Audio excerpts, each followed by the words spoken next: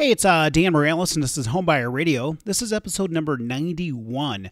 Now, I had all of my show numbers wrong recently.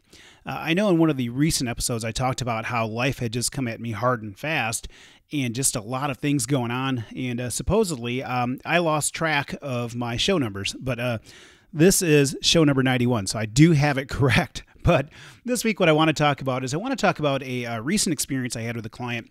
I have a client that's been pre-approved for about a year. Haven't had any success in being able to find a house. They've written offers on multiple properties, but just haven't won, right? And so you have to wonder, what's going on here? Why are these clients repeatedly losing on properties and, just trying to understand, what's going on in their world, right? So I reached out to them and, come to find out, they had originally been referred to me by a realtor that they were working with. And realtor has, pretty good reputation here in the marketplace, does a good job and is just, good, honest, hardworking agent, right? They decided to ditch that realtor in lieu of working with a friend that they had that just got into selling real estate, okay? Now, let me be honest with you. That's a bad idea, okay? So your friend just got into selling real estate, which means they likely lack the same amount of experience that the other person had. They don't know what they don't know, and they're going to learn at your expense, right? So bad idea. You traded an experienced good agent for somebody who doesn't really know what they're doing, and they're going to learn at your expense. Well, they wanted to give this person, the benefit of the doubt and try to help them out and, help them, spend some time learning, how to sell real estate at their expense, right?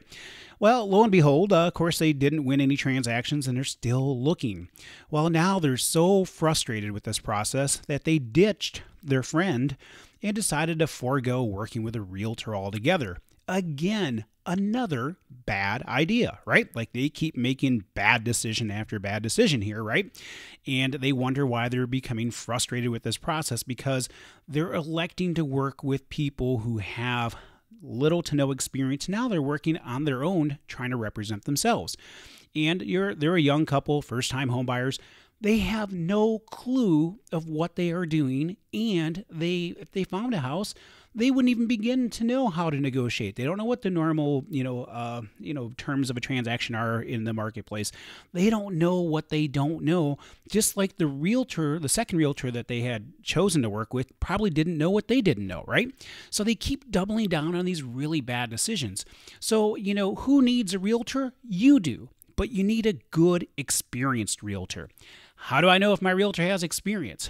Ask for reviews. Ask for how long they've been in the business. Ask if they're a full-time realtor. Are you a realtor that sells real estate full-time, or do you have a side hustle or a side gig that you do in order to make ends meet? Because if they have a side hustle in order to make ends meet, that's usually a good indicator that they're not doing this obviously full-time, and that they're not necessarily making a ton of money doing it, which means that they may lack the necessary experience that you would need to properly represent you. Now, that doesn't mean that somebody who does it part-time doesn't have, that experience and so on, because I do know of some agents that do it kind of part-time that are experienced, but they're fewer and farther in between, guys. Just got to be honest with you, right? Now, one of the things to look at is, do they have reviews? Do they have a lot of reviews? Do they have reviews over an extended period of time, over years? Or are all of their reviews that are ones that, came over a really short period of time and there's nothing new, right? And they're a couple years old or something like that. You want to look at that stuff and say, hey, they have a track record of performing historically, right? Has it, been good reviews, and do they have a number of them? Because if they don't, they likely lack the experience necessary to properly represent you. So do your homework when you look into whether or not somebody should be working on your behalf to represent you. Because I know, as myself personally, I just closed on a condominium with a realtor who I do a lot of business with, who is an awesome realtor. I know that she had a really good track record. I know she does a really good job. She's got a ton of reviews. I've worked with her clients. I obviously have, some insight and knowledge into the agents in my marketplace because I've worked with a lot of them. But make sure you work with somebody who knows what they're doing. But you do need a realtor, okay? Don't think that you can go negotiate this deal on your own. Don't think that you can figure it all out, by reading the internet or watching a YouTube video or something like that, or even listening to this podcast, okay? As much as I think this podcast has great value and gives some great insight, I can't possibly cover every unique circumstance or situation that could apply to you. That's why you need to work with a really good realtor that can protect you and knows what's normal and customary for your market area. And then when you need a mortgage, you work with me, and I'll take care of you on that end, right? And again, I just really want to point that out because so often people think that they're going to save money by cutting a realtor out of the transaction. And oftentimes what you're doing is you're not saving any money. You're actually losing money. And more importantly, you're losing protection and you're losing somebody who's going to look out for your best interest, especially if you take the time to find a good seasoned realtor who really knows what they're doing, because a good realtor is going to look out for your best interest. They are going to protect you from yourself, possibly, and they're going to protect you from just making bad decisions, right?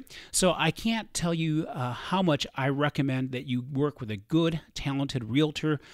Do your homework, research them, make sure that they have reviews, make sure that they have a track record of reviews over a number of years, and that there's a fair amount of them, because that means that they're actively participating in the market. They know what's going on with market trends, property values, and so on, because all of those things can make a difference when you're negotiating your deal. So again, hey, my name is Dan Moralez. I'm with Northpointe Bank. My NMLS number is 709729.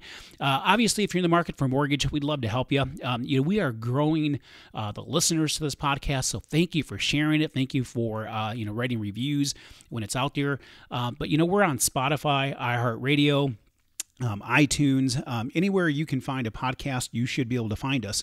But do me a favor, please, share this with your friends and family who may be in the market to buy a house and or need a mortgage. We continue to grow our client base all throughout the country. I've got clients, from East Coast to West Coast. We lend in pretty much all of the 50 states. Now, we don't necessarily offer every product in every state, but we do a lot of lending in, throughout the entire country.